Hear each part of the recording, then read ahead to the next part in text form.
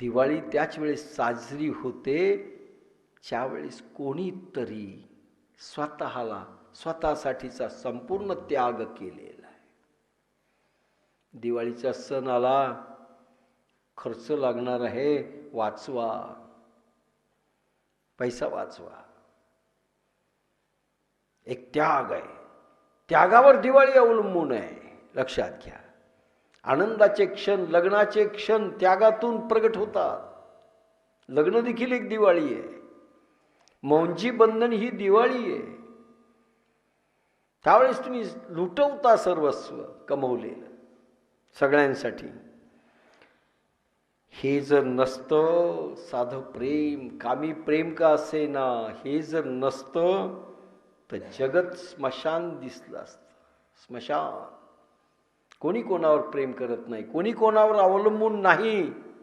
ज्या दिवशी असं होईल त्या दिवशी स्मशान जग असेल. स्मशान. आणि आज स्मशानवत होत चाललंय. आज गरज असेल तर माणसं प्रेम करतात. खऱ्या प्रेमाला माणूस मुकलेला आहे. गरीब नवरा झाला, कर्जबाजारी झाला, त्याला पत्नी विचारत नाही, पोरगही विचारत नाही. हेही तितकंच खरं आहे. जग स्वार्थी आहे, पण स्मशानवत त्याला दिसतं. अरे मी किती केलं, आज मी कंगाल असेल, कोणी विचारत नाही. आणि प्रेम करणारी माणसं नसतील तर तुमचा संसार स्मशानवत आहे. कोणाला दाखवाल? कोणाला दाखवाल? कोण शाबासकी देणार आहे? जग तर तुम्हाला लुटायला बसलंय. थोड्या दिवसाकरिता प्रेम रुसले तर जगत किंवा पृथ्वी टिकणार नाही. प्रेम नावाचा ईश्वराने दिलेला कामिक आविष्कार का असेना, स्वार्थी आविष्कार का असेना, पण हे जर प्रेम संपुष्टात आलं, ही पृथ्वी नष्ट होईल, जगतातली माणसं नष्ट होईल, सगळेजण आत्महत्या करतील. का जगावं? एकटे तुम्ही राहा जंगलात, जगावं असं वाटतं का? पहा, एकटे राहा. कोणी प्रेम करणार नाही, कोणी पाहणार नाही. अरे कपडे देखील फाटले तुम्ही घालणार नाही. कोण मला नागव्याला पाहतं? सफारी आहे, चांगली हे आहे, घालून कुठं मिरवावं? कोणी काही घालणार नाही. लक्षात घ्या.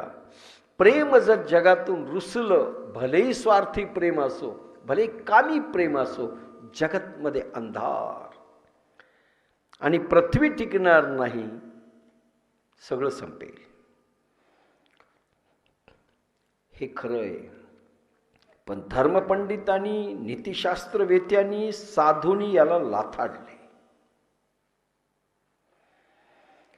धर्मपंडितांनी प्रेमाला लाथाडलं. नीतिशास्त्रवेत्यांनी, नीतिमान काय म्हणाले माहिती? पातिव्रत्य धर्म स्त्रियांनी राहावं. गोड वाटतं की नाही सेंटेन्स? हो, राहिलं पाहिजे. सगळे पुरुष 100% त्याला मानते. भारतात 100 कोटी लोक जर आहेत, 50% पुरुष असतील तर सगळे म्हणतील येस येस येस, एकही म्हणणार नाही. बरोबर आहे. बायांना विचारा, त्याही म्हणतील येस येस येस, राहिलं पाहिजे. ते मनात काही असो, पण वरून दाखवावं लागेल. आणि जर ती नाही राहिली तर नीतिशास्त्रवेत्यांनी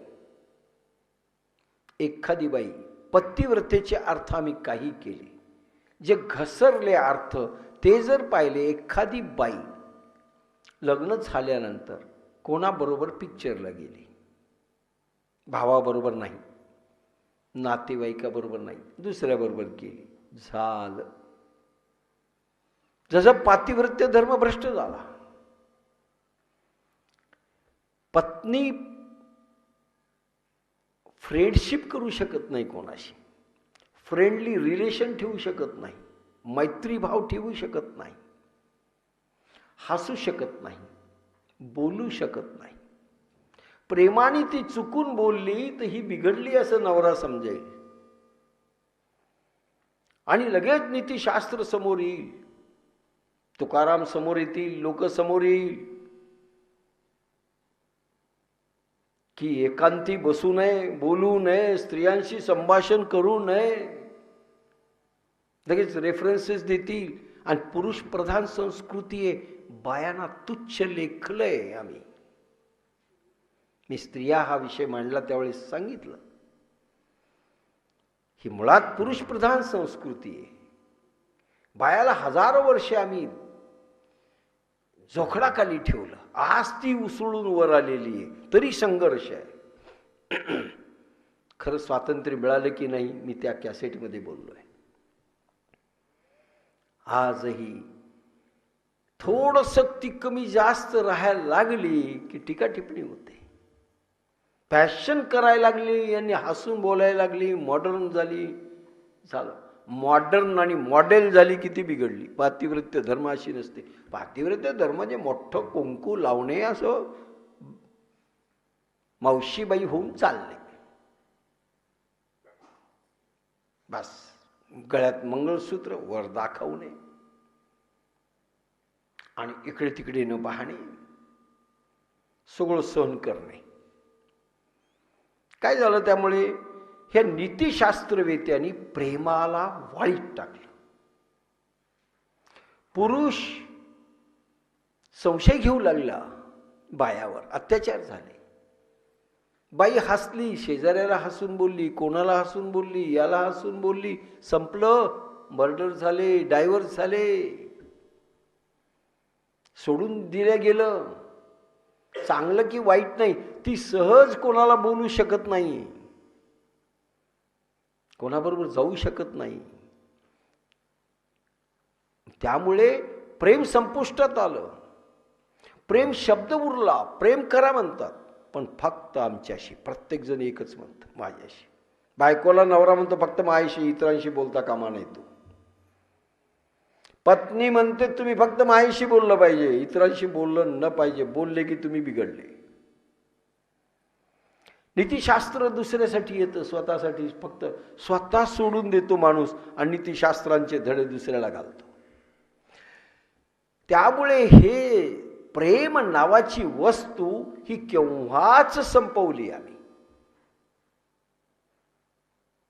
फक्त सूट आहे म्हाताऱ्यांना, 60 वर्षाच्या वरच्यांना, बाकीच्यांना नाही. ज्यावेळेस प्रेमाचं रोपटं फुलवायचं असतं त्याच वेळेस बंदी आहे, आणि ज्यावेळेस काहीही नसतं त्यावेळेस प्रेम करा. काय करा? दगड माणसंही समोर येत नाहीत म्हाताऱ्यांच्या जवळ. नीतिशास्त्रवेत्यांनी पहिल्यांदा मर्डर केला असेल तर प्रेमाचा केला, आणि धर्मशास्त्रवेत्यांनी केला. धर्मामध्ये असं लिहून ठेवलं, स्त्रियांनी काय वागलं पाहिजे, कसं वागलं पाहिजे. त्याला पतिव्रता म्हणतात, नाही तर नरक मिळेल, लिहून ठेवलं. अरे सीतेसारखी 6 महिने तिथे राहिली, धोबीनं ऑब्जेक्शन घेतलं. अयोध्यासारख्या नगरीत ऑब्जेक्शन घेतलं. माझी पत्नी जर राहिली असती ना तर मी तिला सोडून दिलं असतं म्हणला. आणि झालं त्या धोबीनी. आपली पत्नी रात्रभर राहिली दुसऱ्याच्या इथे, रस्ता चुकून माहेरून येता येता, तर त्यानं गाव गोळा केला अयोध्या. मी काय राम नाहीये म्हणला सीतेला माफ कराय, सीतेसारखं माफ करायला, हिला मी माफच करणार नाही. आणि CID यंत्रणेद्वारे रामाला कळालं,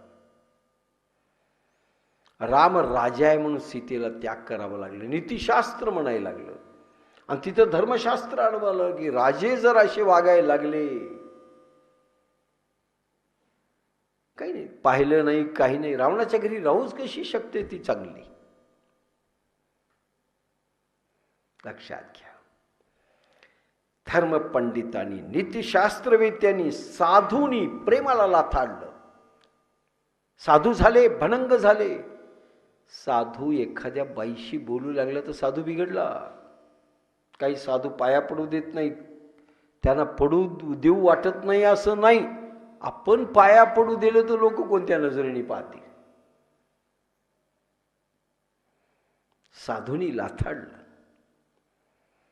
प्रेम नावाची वस्तू लाथाडली म्हणजे ज्यांनी टिकवायची, ज्यांनी निर्माण करायचं, ज्यांनी भक्तीकडे वळवायचं, तीनच माणसं आहेत जगामध्ये. नंबर 1 धर्मशास्त्रवेते, शास्त्र पुराण सांगणारे, कथा कीर्तन करणारे, भागवत कथा सांगणारे. नंबर 2 नीतिशास्त्रवेते, जे समाज धारणा करतात, सामाजिक काम करतात, धार्मिक संघटनामध्ये काम करतात, त्यांचं काम आहे. आणि नंबर 3 अजून कोण? साधू, संत मंडळी.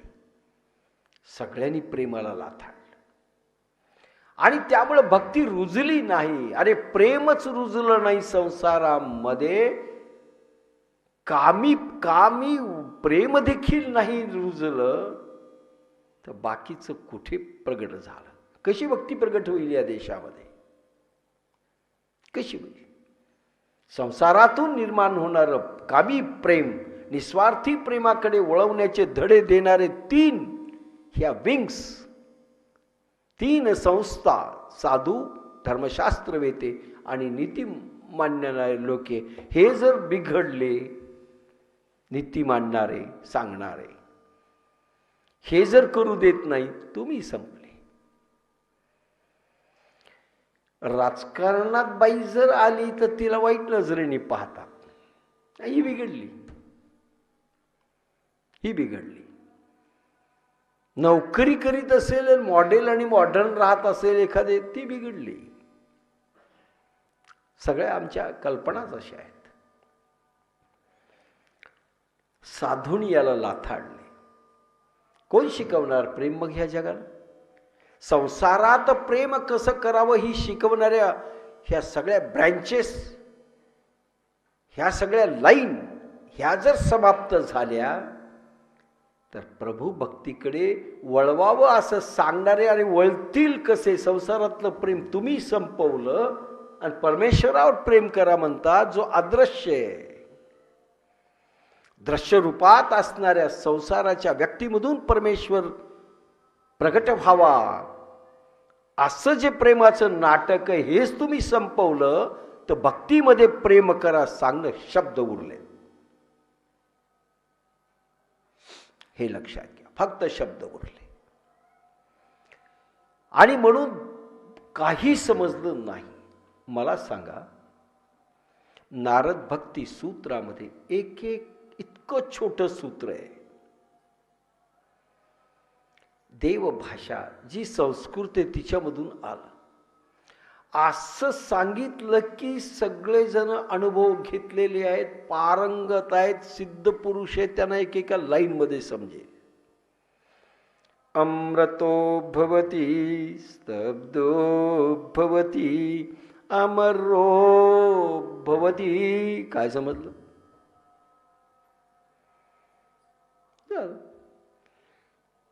आज भगवद्गीता वाचून झाली तर 1 तास लागते. अर्जुनाला इतकं लांबलचक नाही सांगितलं भगवंताने. ती भगवद्गीता अर्जुनाला 5200 वर्षापूर्वी संस्कृतमधून सांगितली. ती भगवद्गीता काय आहे इतकं घसरलं मानवी मन. काल शेखरशी भेट झाली, आपले बॉस. 2 तास 2.5 तास बोलत होते या विषयावर. किती घसरत झाली म्हणले समाजाची. त्यांनी सांगितलं, जी भगवद्गीता एक सूत्रमय भाषेत आहे, ज्ञानेश्वरांच्या काळापर्यंत इतकी घसरण झाली, 9000 ओव्या टाकाव्या लागल्या त्यांना भगवद्गीतेकरता. 9000 ओव्या म्हणजे प्राकृतमध्ये आली, आता पुन्हा मराठी भाषेत आली म्हणले. देववाणी संस्कृत प्राकृतमध्ये आली, 9000 ओव्या टाकाव्या लागल्या. आणि आज त्या 9000 ओव्याचं तुम्ही किती करतायत विशाल. तरी समजली का? ज्ञानेश्वरांची ज्ञानेश्वरी 9000 ओव्यामधून समजलेली जर नसेल तर माणसांची बुद्धी किती घसरली. आणि आजच्या काळात तुम्ही इतकं प्रचंड सांगतायत तर बुद्धी किती घसरली माणसांची, हे लक्षात घ्या म्हणले. जी भक्ती 84 सूत्रामधून सांगितली ती भक्ती किती कॅसेट होती. प्रचंड. कारण त्यांनी सांगितलं हा समाज जो आहे त्याला भाषा येऊच दिली नाही, त्याला भाषण करू दिलं नाही, त्याला बोलू दिलं नाही, त्याला आपल्या भावना शब्दांमध्ये व्यक्त करता येत नाही. गणिती भाषा, आता तर निबंधही गेले म्हणले, जे थोडे कल्पनाशक्तीला वाव देऊन जे लिहायला होतं तेही संपलं, आता भाषा गेली. कोणालाही विचारला कसं झालं भाषण, 3 वाक्यात, उत्तम, उत्कृष्ट, अतिउत्कृष्ट, संपलं. काही कळत नाही. तुम्ही 5 मिनिटं बोलायला हवं, काही कळणार नाही. इकडून गेलं तिकडून गेलं, चांगलं वाटलं. किती घसरलाय म्हणजे माणूस. वाटतं तुम्हाला बुद्धी त्याची वाढली, काय वाढली बुद्धी? इतकं ऐकून जर माणसाला काही पुन्हा समजून काही ॲक्शनमध्ये येत नसेल, कृतीमध्ये येत नसेल, सांगणाऱ्याचं काय झालं लक्षात घ्या. आणि म्हणून तो स्वतःच आता स्वयंभू त्यांनी शिकायचा प्रयत्न केला पाहिजे. नुसते भाषणं चांगले झाले. एक बाई काल म्हणाली मला, अनिता कडकडे, तिच्या प्रवचन ऐकल्यानंतर मग मी प्रश्न उत्तरं घेतले. अनिता ताईचं प्रेम आणि आकर्षण असं वाटतं की आम्ही ज्ञानेश्वरी चुकवाविषयी वाटत नाही, धावत येतो. मला किती दिवसापासून येता? म्हणजे इतक्या दिवशी. फक्त प्रेमाच्या आकर्षणाने धावत येतात, पण ज्ञानेश्वरी त्या काय सांगतात शब्दामधून, त्या शब्दांच्या अर्थाच्या अनुभवासाठी कधी धावणार? हा जन्म गेल्यावर. काय आयुष्य फुकट घालवतायत म्हणलं त्यांचं. कशा करता तुम्ही फुकट घालवताय आयुष्य? विरंगुळा म्हणून, चांगलं वाटतंय म्हणून, वेळ जातो म्हणून. त्यांनी संसारावर तुळशीपत्र ठेवावं आणि तुम्ही चांगलं लागलं काय? काहीच झालं नाही. एकाने स्वयंपाक केला नाही. वाह, काय रीती सांगितली. केला का आजपर्यंत? हा प्रश्न समोर येतो. इतके भाषण देऊनही म्हणजे साधक किती झाले तयार? ॲक्शनला नाही म्हणलं. ऐकतात ते टाळ्या वाजवतात, छान छान, बस तुम अच्छा गाओगे हम घर में जाके सोते हैं. साधून कसं प्रेम निर्माण होईल या जगात? आपल्या सारख्यांची कुंडलिनी जागृत झाल्यानंतर घरात रामराज्य येऊ शकलेलं नाहीये. घरात एक दुसऱ्याचा द्वेष अजूनही चालू आहे आणि आपल्याला काही कळत नाही असं वागतोय. आपण दाखवतोय आम्हाला सगळं काही कळालंय, ना धर्म कळाला, ना नीतिशास्त्र कळालं, ना वागण्याची पद्धत कळाली. हे आपले हाल असतील तर बाकीच्या समाजाचे काय हाल आहेत? आणि ह्या देशात कधी भक्ती प्रगट होणार? कधी भक्तीचे धडे देण्यात येणार? म्हणून विंग सगळ्या कशा झाल्यात, खिळखिळ्या.